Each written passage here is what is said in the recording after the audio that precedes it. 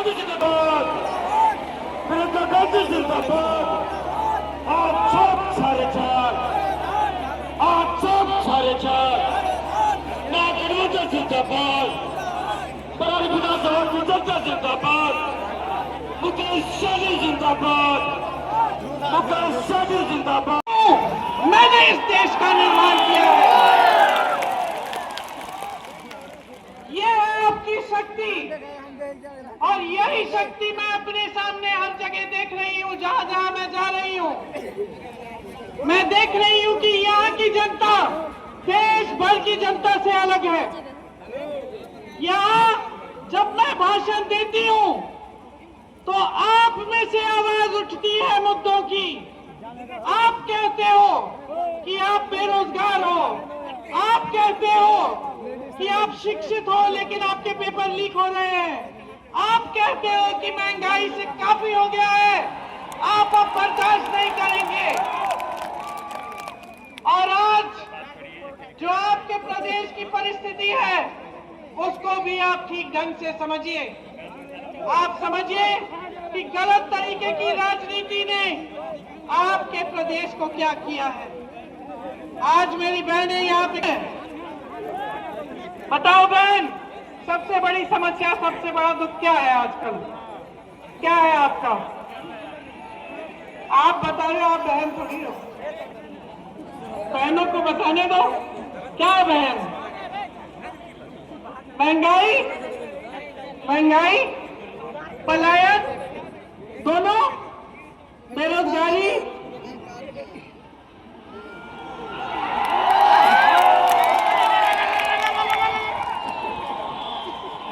ये बड़े बड़े नेता भाजपा के जब आते हैं आपसे पूछते हैं, मोदी जी पूछते हैं, मोदी जी पूछते हैं कि यहाँ से पलायन करके क्यों जाना पड़ रहा है आपके बेटों को, आपके पतियों को? समझते हैं कि आपका संघर्ष क्या है? नहीं समझते हैं। नहीं समझते हैं कि मेरी बहन का संघर्ष क्या है। नहीं समझते हैं कि पति चले गया पलायन करके किसी बड़े शहर में, हर समस्या का सामना खुद कर रही है, अकेली कर रही है। बच्चे बीमार पड़ते हैं, अकेली डॉक्टर के पास ले जाती है, दरवाजे खटखटाती है, अस्पताल में ले जाती है कि इलाज हो जाए। बच्चों की शिक्षा के लिए फीस इकट्ठी करनी पड़ती है, खुद पैसे जमा कर लेती है बेचारी, क्योंकि पैसे वहां पे भी काफी नहीं है जहाँ पे उसका पति पलायन करके गया है। कोई भी समस्या होती है, समाज की मदद भी नहीं मिलती, खुद करती है।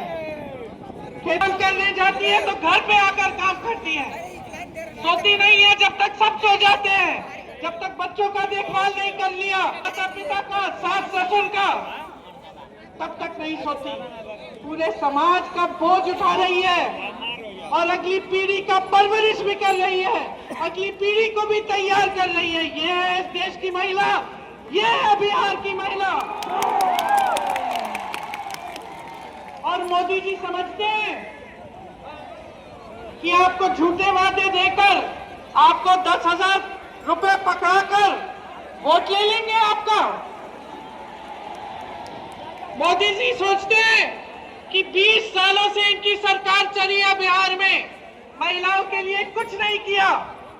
अरे सुरक्षा भी नहीं दे पाए, महिलाओं पे अपराध 3 गुना बढ़ गया है, 3 गुना महिलाओं और बच्चों पे। आज बहन तुम बाहर जाती हो तो घबराहट होती है कि नहीं? बेटी कहीं जा रही है नौकरी करने के लिए तो घबराहट होती है कि सही सलामत वापस आएगी कि नहीं? बता रही हो तुम, बिल्कुल समझ रही हूं मैं। तो अपनी परिस्थिति को अच्छी तरह से समझो। ये जो 10,000 रुपए का घूस देने की कोशिश कर रहे हैं ना, ले लो, पैसे ले लो, 10,000 रुपए ले लो, लेकिन अपना वोट मत दो बहनों, वोट मत दो। 10,000 रुपए जो मिल रहे हैं उसका कुछ अच्छा कर लो, बच्चों के लिए कुछ खरीद लो, बचत कर लो, जो भी है, लेकिन अपना वोट मत दो। देखिए बहुत आप में बहुत समझदार हैं, आप सब समझती हैं। जो महिला होती है ना, सुन लो पुरुषों, सुन लो, तुम्हारी नियत पहचानने वाली होती है, समझे? अगर नियत ठीक नहीं है, सबसे पहले महिला पहचान लेगी। तो जिस तरह से आप परिवार में, समाज में पहचान लेती है, उस तरह से अपने नेताओं को भी पहचानो। जो सिर्फ चुनाव के समय सामने आता है, जो सिर्फ चुनाव के समय बड़े बड़े वादे करता है, उसको पहचान लो और अपना वोट जिम्मेदारी से दो। ये जो वोट है, ये महंगाई को खत्म करने वाला वोट है। ये वोट है, अगर महागठबंधन को जाएगा तो यही वोट सिलेंडर को 500 रुपए का बना देगा। अगर महागठबंधन को ये वोट जाएगा तो यही वोट आपके खाते में हर महीने मेरी बहनों के खाते में 2500 रुपए डलवाएगा। अगर महागठबंधन के खाते में ये वोट, तो जिस गरीब परिवार के पास घर नहीं है, जमीन नहीं है, उसे मकान मिलेगा या 3 से 5 डिसमिल जमीन मिलेगी और इन मेरी बहनों आपके नाम में डालेगी। अगर आप महागठबंधन को अपना वोट देंगी तो जो जीविका बहनें हैं, उनका वेतन 30,000 रुपए किया जाएगा और उनकी नौकरी पक्की की जाएगी। महिलाओं के लिए कॉलेज खोले जाएंगे, पाठशाला खोली जाएगी। विधवा का पेंशन 1500 रुपए का होगा और वृद्ध जनों का पेंशन भी 1500 रुपए होगा। दिव्यांग का पेंशन 3,000 रुपए का होगा।